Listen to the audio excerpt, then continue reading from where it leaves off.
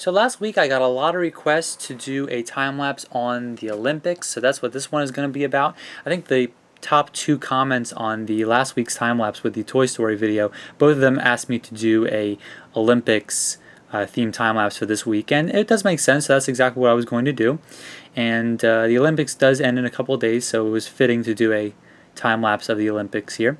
I'm going to be making the London Olympics logo, and it's gonna have like the Olympic rings on it, and it's mostly a red, white, and blue logo.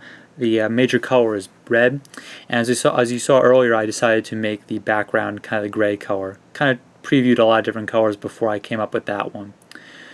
So just cutting out the first letter here, which is the L. It's funny because when I was cutting out these images, they kind of remind me of the graffiti letters I used to cut out like way back in the day on the channel, and that's kind of like the style that they have to them. And you can tell they kind of have that graffiti like feel. And really it says LO and 1-2, so it's London 12 is what the logo is made up of. So I got the first part of the L cut out. Now I'm going to work on that white part, and then eventually the blue part on the inside. So I'm going to be layering those on. And I peeled this piece off, and it actually took a little more than it should have with it, as you can see when I lined it up with the paper. So I decided I had to recut at least part of this and kind of redo that part. I'm not sure how exactly it ripped up when I pulled the entire thing, but it did. So I had to redo it there. Now working on the blue part, and we're just going to stick that right on top and just layer it on. I'm going to pull the whole thing up. Look at where it goes, and then stick that piece on there. There isn't too much white or blue in this whole logo. The main color is actually red, and I wish I had a darker color red. That's kind of what the flag color is for the emblem here, but unfortunately I just had that bright red to go with. But it works out pretty well. This is going to be the O, and it's got those Olympic rings on it. I'm going to work on those at the very end, so I'm not going to be cutting out those yet. I am going to work on those two white pieces though towards the top of the O. So working on cutting those out now, and then after I cut it out I'm going to work on those two small white pieces. And the hobby knife is pretty sharp. It's I broke out a new blade just for this whole time lapse here, so it did keep its sharpness throughout the entire video, which I was pretty grateful for. I think I did swap it out towards the very end because it was starting to get a little dull because I did do a lot of cutting. So now I'm going to cut out those two white pieces, find out exactly where they go, line them up on the side of the piece, and then just stick them right on. And some of the pieces on the inside kind of have like a swooping texture to them, like the white piece that you see towards the bottom there, and that's because this whole logo is kind of a play on the Union Jack flag. And it's kind of like how the logo is situated directly in the middle of the flag if it were a complete flag. Instead it's just these four pieces of it. So now working on the one, it's really a very stylized one. It kind of looks like an arrow, like a chevron arrow. But it's pretty cool. Using that Westcott Brand packaging tape to help me hold down the pieces of paper. And I'm just going to trim it out. This video took a little bit longer than I thought. It's all fairly simple decoration, but there's a lot of layering involved, and that kind of takes a while to stick things on. So it was actually a little bit longer than I thought it would be. So working on cutting that out. A little bit of packaging tape there I had to peel up. And we're going to work on that swooping piece. This is probably the piece with the most white in it, and at least with the most that kind of swoops around. So cutting all that out. Didn't really get a chance to watch too much of the Olympics this year, so I'm using my computer to really follow it and find out all the medal standings and stuff like that. So usually I can watch it on TV, but I didn't really watch too much of it this year. So working on that piece now, and about to stick it on. Kind of have to figure out exactly where it goes. That's always the trick, is I have it on my computer to my left to make sure I'm putting in the right spots. But then you always want to make sure that it comes to the edges. So you saw me trim off a little bit of the red piece just to make sure that it fits. Otherwise I'd have to cut out a whole nother white piece and stick it on, because if I cut it out incorrectly. So it definitely saves a little bit of time there. So now we're going to stick that blue piece and cover that up there. So it's going to look like it's just one giant layered piece, and that's pretty much what it is. We're going to stick that to the bottom here. And the logo does have a bit of a symmetry to it, and I actually stuck that piece a little bit too far to the left, but I didn't stick it down all the way because I had a feeling I was going to have to move it around a little bit. and I was definitely right about that. This is the part of the 2, really, kind of like the part of it.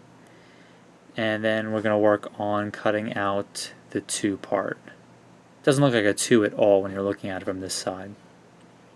So we're going to use some packaging tape to put it down, trim it out on the sides, and then I'm going to work on cutting out the layered pieces on the inside. Alright, so carefully peeling all that up, and then we're going to work on the white piece first. I think this piece has the most white out of all of them. It definitely has the most blue. As you saw earlier, the O and the LO on the top where the Olympic rings are actually doesn't have any blue at all. So it's kind of a little confused about that, but it is a pretty sweet looking logo. So saving those blue pieces because I'm going to need those later. Slowly cutting out or peeling up the tape from that white piece, and then I have to figure out exactly how to stick it on. And having it on my computer to the left definitely came in handy for this, because it doesn't actually go like that at all. It goes like that. So I had to rearrange it a few times. So stick that piece on there. Now I have to cover up those 2 points on the top right corner and the next one to the left with the blue. So got those on there. Then I'm going to work on that piece right there and stick that on the top over here and do a little bit of trimming because there's a little bit of a red border on the side, and I obviously didn't want that. Alright, so now I'm carefully going to peel the entire thing up and just carefully stick it on, and I'm going to have to move that stylized 1 over a little bit, which is what you see on the bottom left hand corner, because it definitely needs to be moved over a little bit. So I'm going to do that now. Last thing I'm going to work on are the rings, and that's actually going to be the hardest part of the entire time lapse. So you're going to see me do that pretty soon. So I put out the white, and I actually found a nickel. As you can tell, it lines up pretty much perfectly with the rings. So I traced all that around, made a few mistakes there, because remember I got to trace out around the border of them as well. So I cut out the entire circle here. Then I'm going to peel that up, and I'm actually going to trace around it a little bit, probably about 1/4 of an inch, and that's going to be my ring. And then I'm just going to use like a napkin or something to wipe off the pen marks. So I'm going to just cut all that around. It's not going to be absolutely perfect, but when you're cutting out circles out of duct tape, believe me, none of them are perfect. So I mean, all that pen mark will just be rubbed off later with a napkin or something like that. So I have those 2. I'm very carefully going to peel those up and stick the first one down. As you can tell, they're not perfect, but they're going to work out pretty well for what I need to use them for. And I'm going to stick that one towards the bottom here. They're actually a little bit bigger than they were in the original picture, but the nickel's a little bit bigger, so just had to go with that. And you want to kind of roughly cut out a circle when you're doing this. It isn't easy, but you kind of have to go with the best you can and then trim a little bit off if it looks like it's more of a, if they come to a point. So this one actually ripped in half, but I figured I could salvage it once I cut a few pieces off and kind of just stuck it together. So that's going to become the middle ring, the center ring.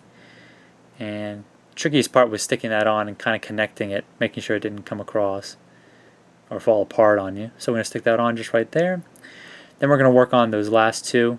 Should have been able to fit them all on the original sheet, but I kind of messed up a little bit with the pen, got a little too ahead of myself. So yeah, I did switch to a different hobby knife here just to make sure it was all nice and sharp for this piece.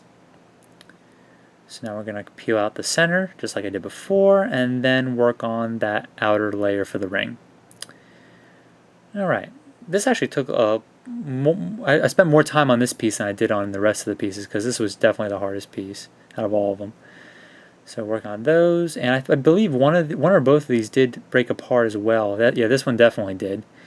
But this one came apart just like a puzzle piece, so I was able to push it right back together again. Kind of play with it a little bit to make sure it fits. And I can't remember if this one broke in half or not. I guess we're about to find out. No, I was really careful with this one. So there are the Olympic rings, and that pretty much wraps up this time lapse. So hopefully you guys enjoyed the video, as well as the London Olympics this year. And I'll catch you guys next time on the channel. I will be having a tutorial coming pretty soon, so watch out for that.